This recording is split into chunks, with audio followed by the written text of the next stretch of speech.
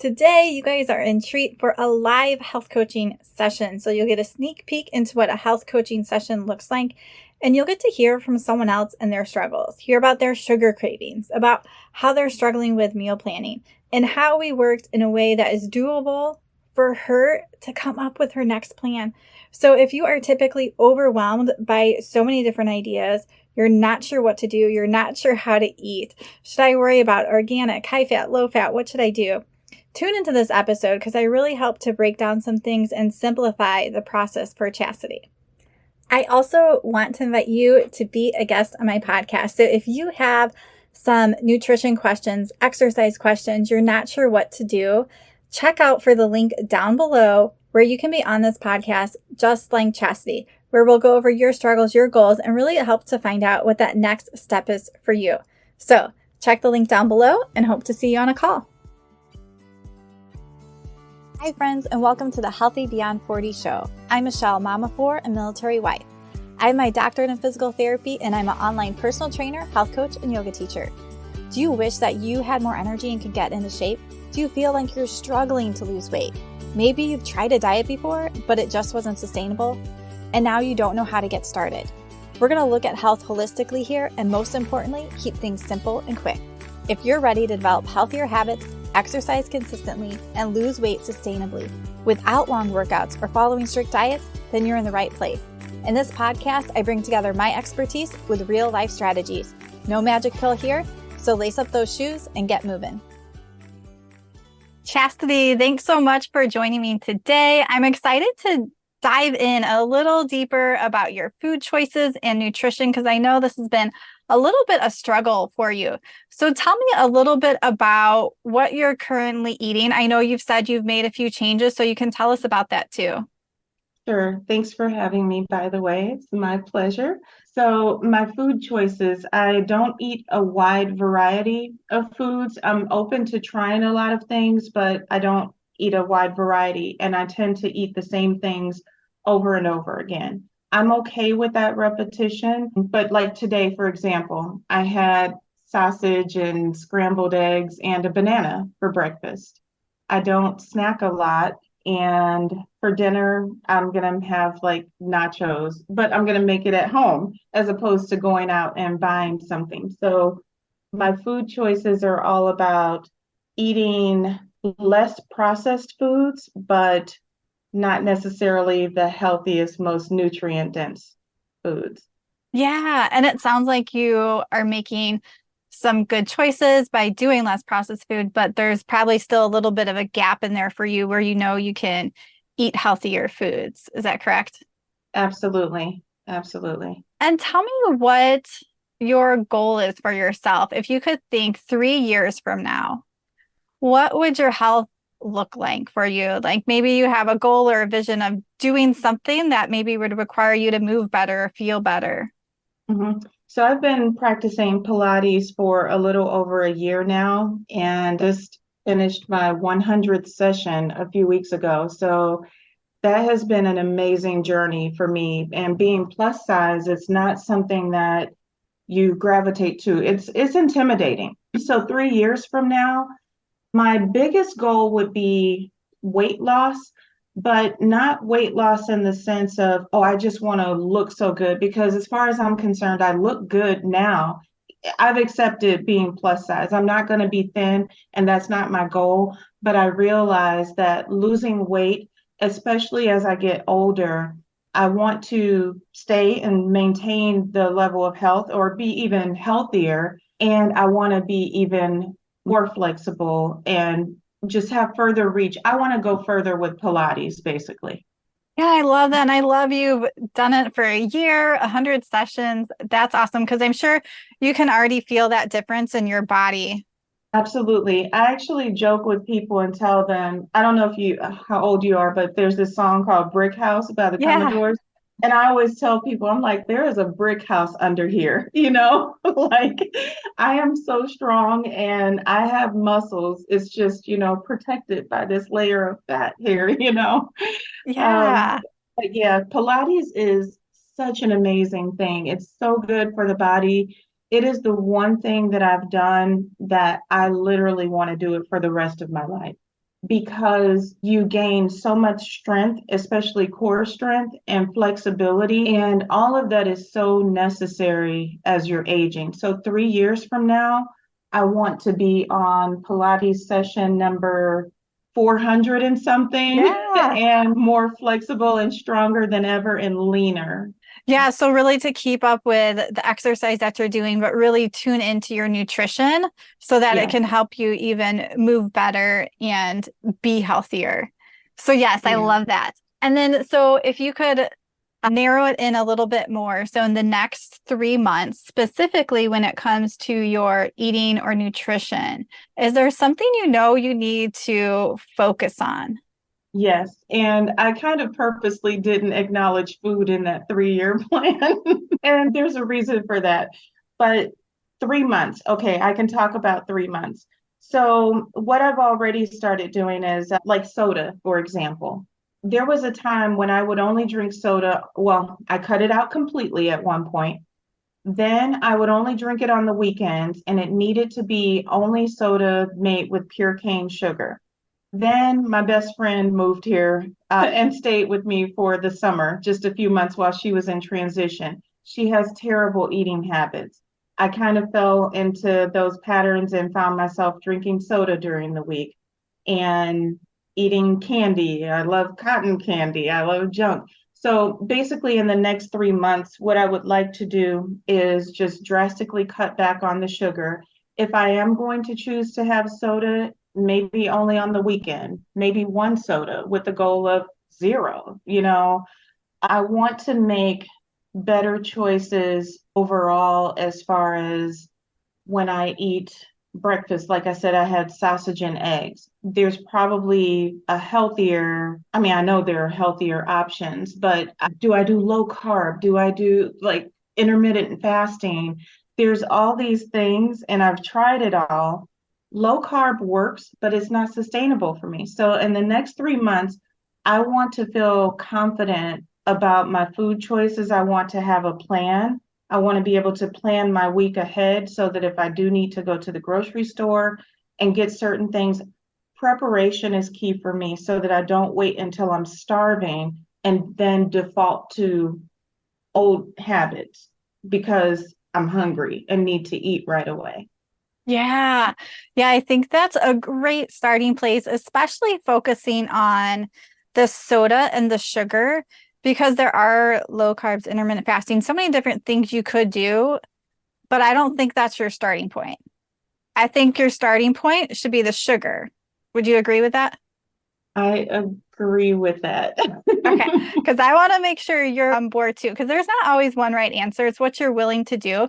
But we don't need to complicate it and worry about how many carbs am I eating, all this other stuff, because I think focusing on the sugar is good because that also is going to help regulate your hormones naturally too. So when we're Mhm. having a lot of sugar, especially when we're getting to perimenopause, menopause, we're more likely to become insulin resistant. And so it gets especially more important to make sure that we're watching our sugar and making our blood sugar levels more even throughout the day. And so I love how before you said with soda that you basically made a rule for yourself. And I think that's good because you can also maybe include that still for now. Maybe you'll always include it, or maybe at some point you'll get rid of it.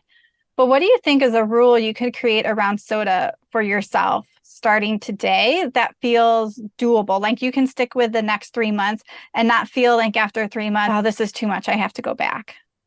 I think I would like to start with weekends only, and that could currently be Saturday and Sunday, but not Friday. And so if you have soda on the weekends, would there also be a limit to how much you would have, like a serving size? One per day, and that would be like a 12-ounce bottle. Okay, perfect. So a clear boundary for ourselves.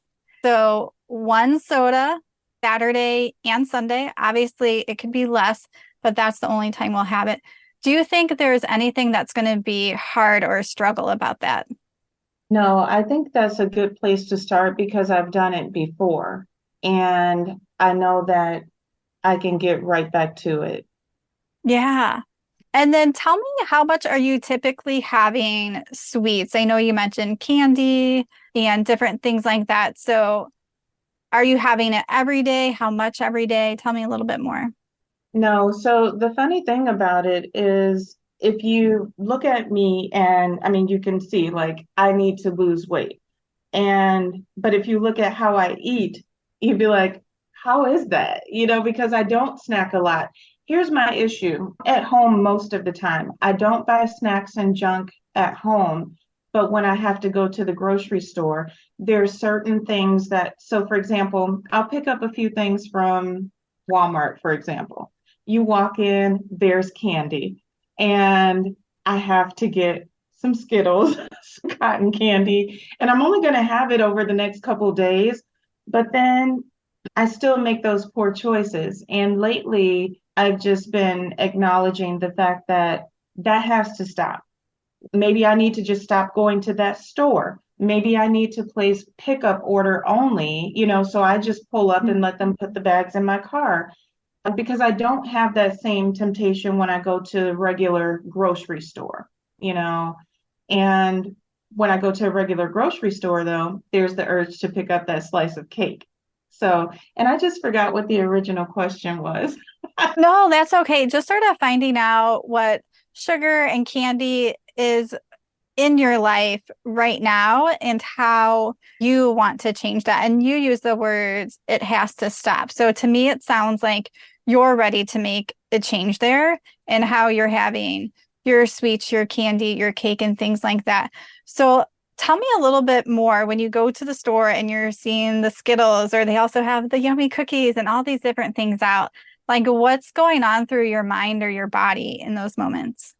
Okay, so shopping in general and the grocery store overwhelms me. So I go in the store and I may have a list, and I know already the moment I walk in the store, that list may get cut in half because I have to get out of there. I don't know what it is, but it's overwhelming. There's all these choices, and I start looking at labels and I see an ingredient that I don't want to consume, and it just makes me put it back. And just the grocery store is very overwhelming for me. But Skittles, I had that when I was a kid. There's something nostalgic about like cotton candy and Skittles for me. And even with cookies, that's not as much of a temptation for me because I'll just make my own. It's like I don't even know how to explain this. The way that my brain works is crazy. I get overwhelmed in the grocery store. That's the Yeah. bottom line. Yeah. And And yeah, the Skittles or those things specifically you're remembering from childhood bring comfort to you. yes. So I think it totally makes sense. There's a lot of choices we make with our health, our food choices, what we drink, how we deal with sadness or happiness really goes back to what we did in our childhood. And I think that's what you're explaining here is you're getting overwhelmed because there's so many different choices. You want to look at the ingredients, you want to eat healthy, and it's all getting overwhelming. And then you're seeking that comfort in candy or a piece of cake. Even within that, just like I said, I'll only buy one piece of cake, for example. When I get Skittles, I'm only going to get the regular pack, not the jumbo pack, not a big bag in the candy aisle. It's the checkout counter size, the smaller Yeah. one. So even within that, there is some reasoning going on in my mind. Like, okay, you're going to eat these Skittles. You know it's crappy because there's ingredients in there that you don't want, but there's something about it that is going to satisfy however you're feeling for now, this sugar craving, but we're going to get the smallest pack, you know? Yeah, yeah. So you are making a good step forward, but it's really not quite where you want to be. Because, like you said, you want this to stop. And I loved your idea you already came up with doing a pickup order. So, is that what you want to do? Or are there any other more, maybe a rule you want to create around having candy or cake or sweets or anything else to help you with this? Not going to the store hungry. I tend to go to the store after Pilates, and I usually don't eat before Pilates. I tend to stop at the store right after, and that's when you want everything. Yeah, So, I think that's a great idea. And I also think even acknowledging to yourself I'm feeling overwhelmed, maybe saying that in your mind, and I'm seeking this for comfort, but is this really what I want?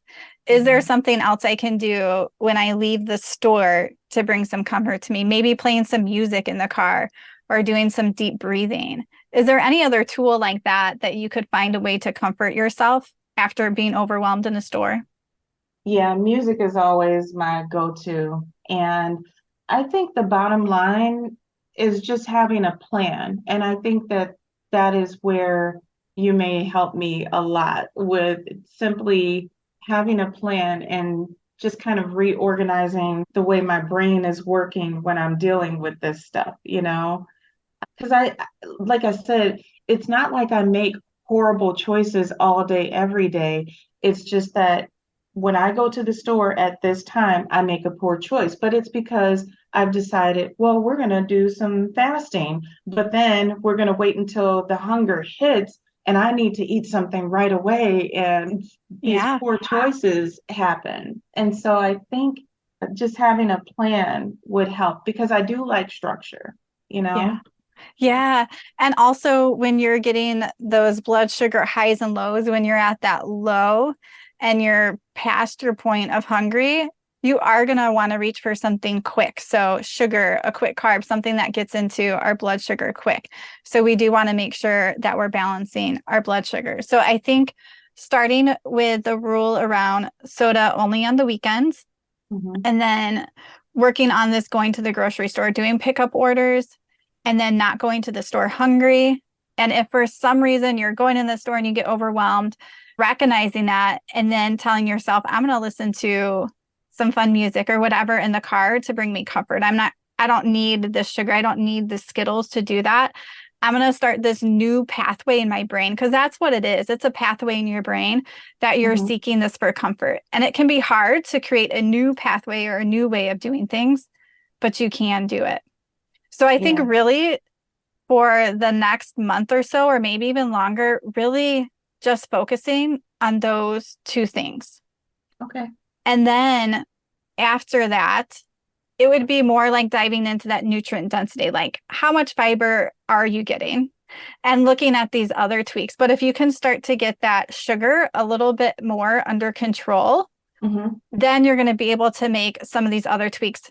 But you're not going to be successful trying to do it all at once. I agree because I have a little sugar confession for you that I don't see giving up. I love bubble gum and I don't like chewing gum with artificial sweeteners. I love bubble gum. And it's not even that I just love it, but I'm sitting down at the computer, I'm writing or reading, and somehow it helps me to focus. So bubble gum, I don't want to give it up. Yeah. And health is a journey. So we have this starting point, and what we need to do along the way is find these changes that we can make that we can sustain. So you Okay. may have bubble gum included right now. It may be included forever. Maybe it's included for the next year or two. Maybe at Mhm. some point you realize, like, oh, I don't need it or I can do less. And that's okay. But it's finding this next stepping point that you're willing to do that you know you need to do. And it sounds like you have a couple of those. So really focusing there and narrowing in on those is helpful. And the one other thing we'll just touch on real quick before we hop off is just you had said it earlier is planning your week ahead is really helpful. And so tell me specifically what is helpful for you to have planned. My meals because I hate thinking about food. And so planning ahead for me means I need to know what I'm going to have for breakfast, what I'm going to have for lunch, dinner. I usually do 2 meals a day, but I need to know what I'm going to have. I don't want to be caught off guard when I'm hungry and making a decision about what to eat because that's when I'm going to make a poor choice. So maybe I could use my weekends to plan the week ahead and then Yeah. stick with it. Yeah, I think that's a great idea. And I think, you know, eating twice or whatever it is, everybody needs to look to see what is making them feel better. And if you're doing more, like that's almost like an intermittent fasting. If you are doing that, are you feeling good? Are you having more energy? Do you feel like you're not getting to that famish point where you're overeating? When you're eating, are you eating healthy? So those are just some things to think about if this type of eating is working for me. And I think one great thing I would like you to do, and I'll share a link down below, is I have a meal planning made easy. It's like a quick 10-minute video, and it shows you how to plan your meals out for a month. You don't have to necessarily do it for a month, but one of the things I teach in the video is how to make a master meal list. And then there's links for PDFs. But what I would like you to do is make a master meal list. So you can have different sections. You can do this in a notebook too.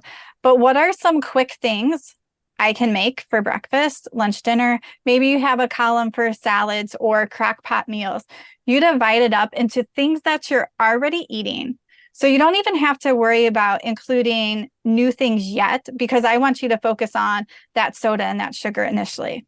So really with things you already have, and it's almost like doing a brain dump. So you're getting all these ideas down of what you eat, putting them on a list, and then you have that master meal list. And then each week you're going to use that to just pick things off. And it's going to make planning your meals each week a lot easier.